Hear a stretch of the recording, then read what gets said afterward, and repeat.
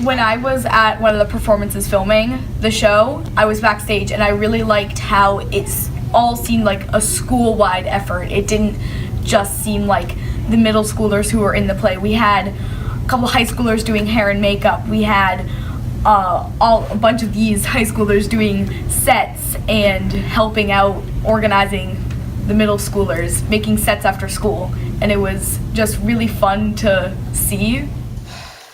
I saw them sitting up at the castle for the feast. It's supposed to be very grand. And wherefore did we not receive our invitation?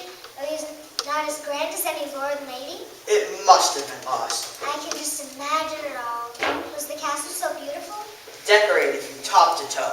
Wouldn't that be lovely to see? One day you will. If I close my eyes, I can be there right now. Oh yes, I see everything. Isn't it beautiful? Thomas, close your eyes. Catherine? Close your eyes. Can you see it? Catherine, I can't. Look, a roaring fire right in front of you. I can feel the heat on my toes. Oh, a show for flying sparks. And the walls. My favorite part of an entire performance and is the build up to right before the show, and everyone's excited and nervous, and I thought you could feel the excitement and being on the outside of the middle school performance and not being in the show. It's you can see how it works, and everyone's really a big family, and they're like a big team, and without everyone doing their part, the game doesn't work. And I think it gave us a whole new perspective on the process. It's because we always have a one-point perspective where you're looking at it and this is how it works, and being able to see it from the other side, I think it gives us a new respect for people who are helping out with our show and what they're seeing. So that's part of the reason that I really like the way that we do our shows here, is that everyone's important. No matter how small your role is, you're still a huge part of the performance, and you still get to do a lot of stuff and experience what a bigger role might still get. So that's why I joined theater. Why did you join theater at Founders? I've been that kind of kid all my life. I never did any sports. I never did any sports. I was always in the more arts side of things.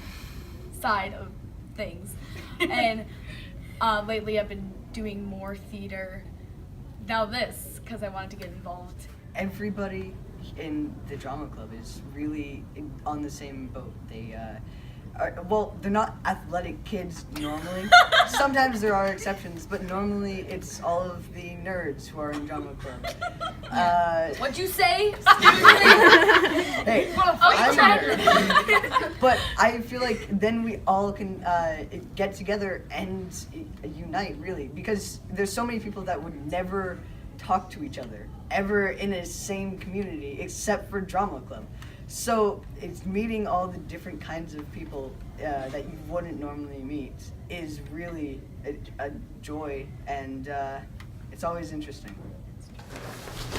And Shirley, you are tardy. Perhaps you'll be more punctual in the future if I have you sit next to Gilbert Blythe, who is occasionally late himself. I wish he'd punish me that way. Anne, you're actually getting to sit next to Gilbert Blythe. What kind of punishment is that? The worst kind. Stop that. Quiet, please. Christy, Miss Andrews needs to concentrate.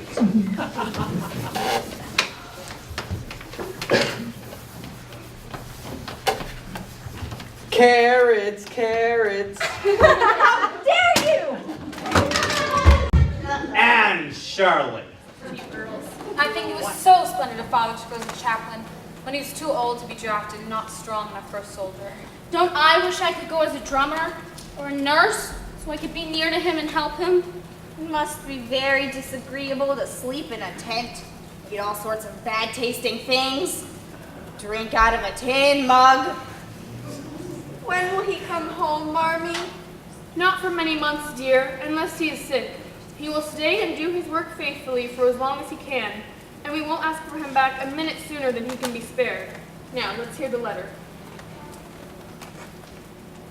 Give them all my dear love and a kiss. Tell them I think of them by day, pray for them by night, and find comfort in their affection at all times.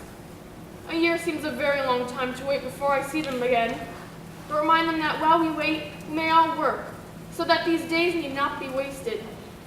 I know they will remember all I said to them, that they will be loving daughters to you, will do their duty faithfully, fight their enemies bravely, and conquer themselves so beautifully that when I come back to them, I may be fonder and prouder than ever of my little women.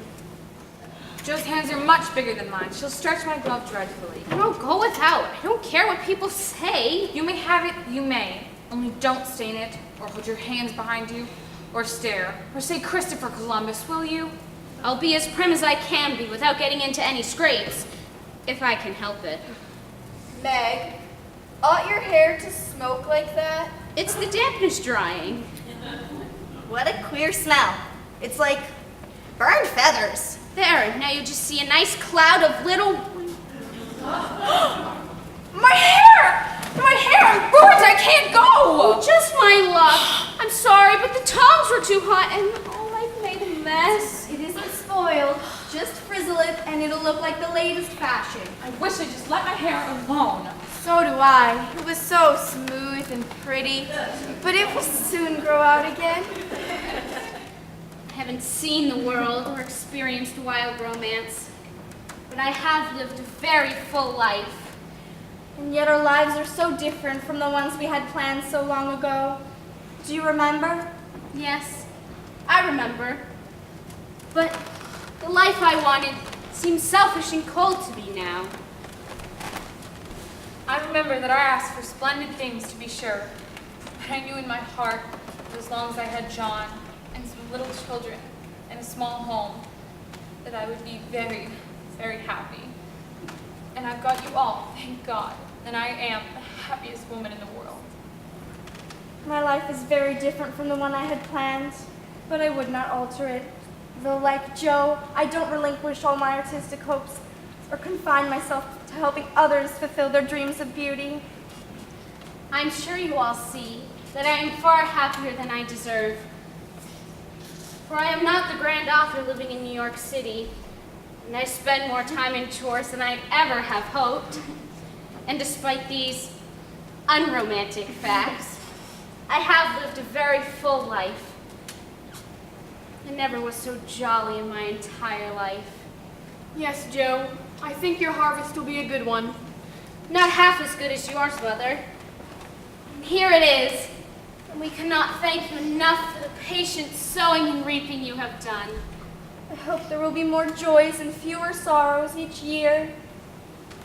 Oh, my girls, my little women, however long you may live, I never can wish you a greater happiness than this.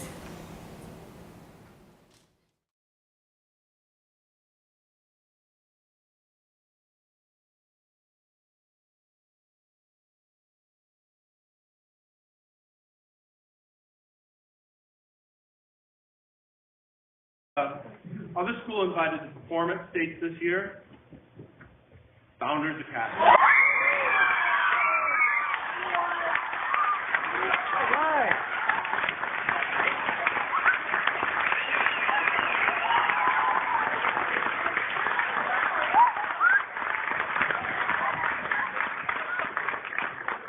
Said it's like you talk to people and you experience things that you would never get to experience other than being in this platform, and you're really putting together a piece of art, and without all of the pieces working cohesively together, the piece of like the art doesn't come out.